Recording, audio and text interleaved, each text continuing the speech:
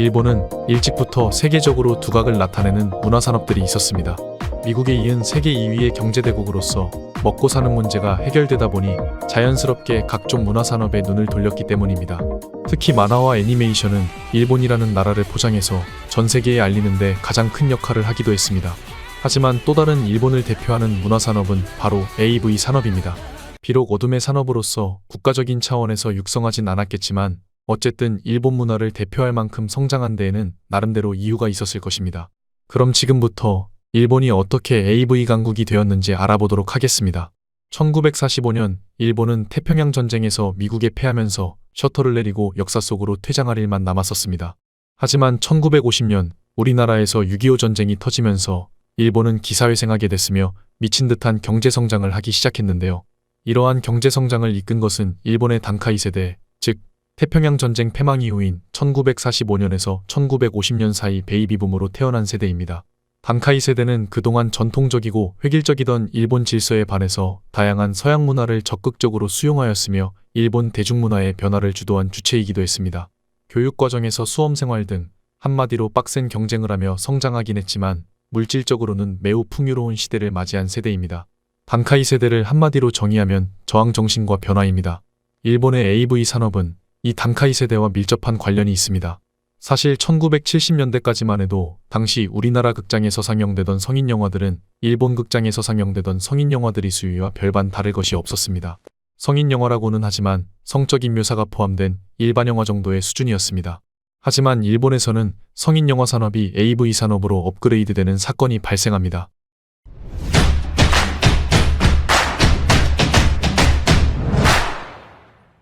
(1960년대) 액션 영화를 중심으로 잘 나가던 일본의 니카스라는 영화사가 70년대 들어서면서 경영난에 처하자 이를 타개하고자 로망뽀로로란 이름을 내걸고 저예산의 수위 높은 성인 영화들을 만들어내기 시작했습니다. 저예산이긴 했지만 비교적 괜찮은 영화들을 만들어 온 니카스가 만든 성인 영화는 일본에서 엄청난 흥행을 하기 시작했습니다. 이러한 로망뽀로로를 소비하던 주체 역시 단카이 세대입니다. 하지만 이러한 로망뽀로로 영화들은 1980년대에 들어서면서 다시 한번 중요한 변화를 맞이하게 됩니다. 1975년부터 일본은 이미 가정용 비디오 데크를 생산하고 있었습니다. 하지만 비디오 테이프의 표준 규격 문제로 소니의 베타 방식과 JVC사의 VHS 방식이 격렬한 주도권 전쟁을 벌이면서 실제로 비디오 데크의 보급률은 생각보다 저조했었습니다. 이쯤이면 대략 짐작하실 수 있으시겠지만 일본 AV 산업의 성장은 바로 이 가정용 비디오 데크의 보급률과 거의 그 궤를 같이 합니다. 소니와 JVC 간의 비디오 표준 규격에 관한 전쟁은 매우 흥미롭기에 잠깐 언급하도록 하겠습니다. 사실 VHS라는 단어는 어디선가 들어본 경험이 있으시겠지만 베타맥스는 거의 들어보지 못하셨을 것입니다. 베타 방식은 소니에 의해서 VHS 방식보다 1년 먼저 공개되었으며 VHS보다 크기가 작고 마그네틱 필름 폭도 작아서 비디오 캠코더나 데크를 더 작게 만들 수 있었습니다. VHS 방식보다 노이즈도 적고 화질도 좋았습니다. 뿐만 아니라 고속 재생 시 화면에 줄이 생기지 않는 등의 여러 가지 장점이 있었지만 결정적으로 녹화 시간이 VHS의 절반밖에 되지 않았습니다. 이렇게 베타 방식의 모든 장점이 VHS의 녹화 시간에 상쇄되어 버리면서 일본 비디오 시장의 규격 전쟁에서 소니가 패배하게 되었습니다. 소비자에게는 그 무엇보다 녹화 시간이 중요했는데요. 이는 비디오 대여점에서 2시간짜리 영화를 대여할 경우 베타 방식의 경우 1부, 2부 이렇게 2개의 테이프를 대여해야 함으로써 한 개로 만들어진 VHS에 비해 2배의 비용을 지불했어야 했기 때문입니다. 질보다는 양, 이유는 딱 이것 하나뿐이었습니다. 이때의 패배를 거울 삼아 DVD 시장이 도래하자 소니는 발빠르게 고용량의 블루레이라는 방식으로 차세대 DVD 규격 전쟁에서 승리하지만 얼마 안 돼 인터넷을 통한 스트리밍 시장이 도래하면서 아주 빠르게 사장되었습니다. 어찌됐든 간에 이러한 비디오 표준 규격이 자리를 잡으면서 일본 가정에는 비디오 데크가 급격히 보급되기 시작했으며 웬만해서는 한 가정에 하나씩은 가지고 있을 만큼 대중적인 가전제품으로 자리를 잡았었습니다. 이렇게 모든 가정에 하드웨어가 준비되었으니 이제 소프트웨어를 채워 넣으면 되는데요. 이때부터 인간의 가장 기본적인 욕망인 성적 욕망을 상업적으로 연결시킨 AV 문화가 탄생합니다. 로망뽀로로와 AV는 완전히 다른 세계관을 갖고 있었습니다. 그래도 로망뽀로로는 지킬 건 지켜가면서 어떻게든 영화스럽게 만들어졌다면 AV는 태생부터 정상적인 영화 장르가 아닌 인간의 성적 욕망을 이용해 철저히 돈을 벌기 위한 목적으로 만들어졌기 때문에 불필요한 이야기 전개 같은 건 아예 처음부터 고려 대상이 아니었으며 표현 방식에도 한계가 없었습니다. 배우들이 실제로 관계를 갖기도 했으며 직접적인 노출만이 최소한으로 제한된 수준이었습니다. 이렇게 AV 산업이 급격히 성장할 수 있었던 배경에는 각 가정마다 보급된 비디오 데크와 함께 비교적 저렴했던 비디오 캠코더가 있었기 때문이기도 합니다. 비디오 캠코더와 출연할 배우만 구한다면 누구나 AV를 손쉽게 제작할 수 있었기 때문입니다. 일본에서 처음으로 AV를 상업적인 목적으로 촬영한 업체는 노점이나 자판대에서 판매되던 싸구려 성인 잡지를 만들던 쿠키라는 업체입니다. 쿠키는 비디오 데크의 보급과 함께 비디오 대여점이 늘어나는 것을 지켜보면서 자신들이 만들어내던 잡지를 영상으로 만들어서 판매할 결심을 하게 됩니다. 어찌 보면 당연한 일이었겠지만 쿠키가 만들어낸 수위 높은 AV들은 폭발적인 흥행을 하면서 제작사인 쿠키에게 큰 수익을 가져다 줍니다. 이렇게 AV가 돈이 된다는 사실을 알게 되자 더 많은 제작사들이 뛰어들면서 시장은 더욱더 커졌으며 영상의 수위 역시 계속해서 올라가게 됩니다.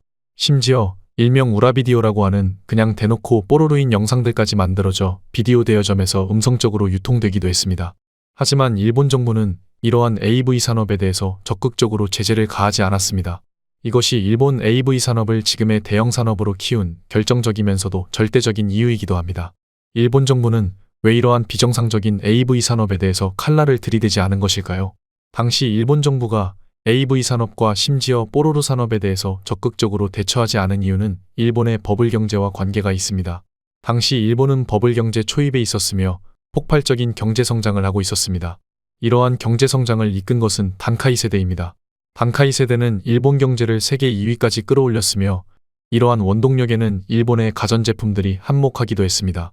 경제적 여유로 구매력을 갖춘 단카이 세대가 계속해서 일본 내수 시장을 안정적으로 뒷받침해줘야만 더욱더 경제 성장을 이룰 수 있다는 사실을 너무나 잘 알고 있던 일본 정부는 이 시점에 AV 산업에 칼날을 들이댄다면 비디오 데크의 판매와 함께 관련 산업들이 위축될 것으로 생각했기 때문입니다.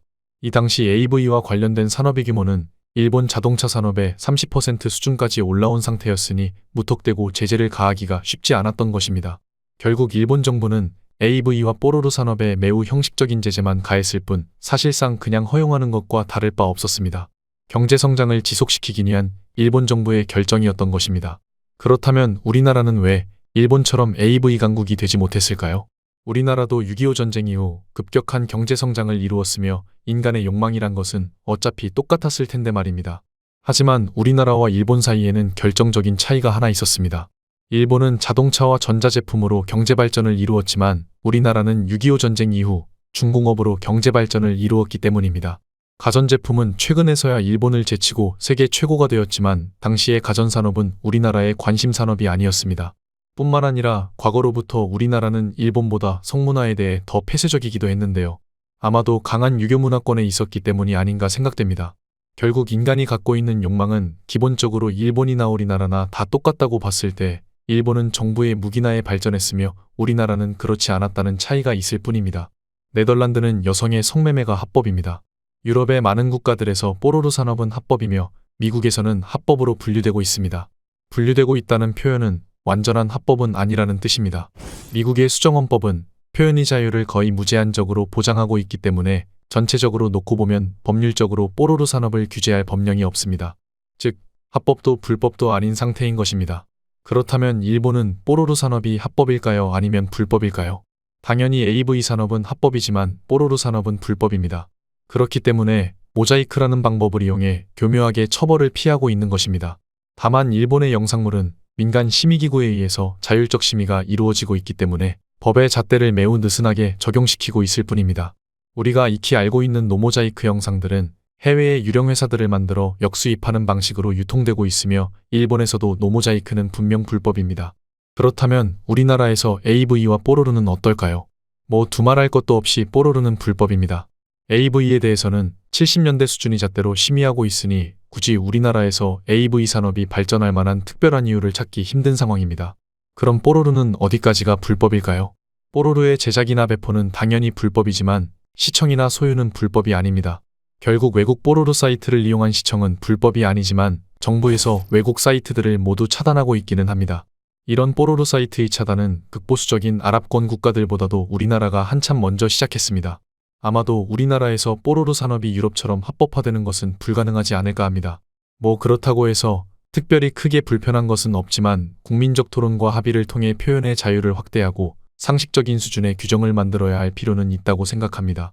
세계적인 AV 강국이면서 뽀로로 산업의 허브이기도 한 일본이 이러한 이유 때문에 과연 우리나라보다 성과 관련된 범죄율이 더 높을까요? 일본의 성범죄율은 단순 수치로만 놓고 봤을 때 우리나라의 10분의 1 수준입니다.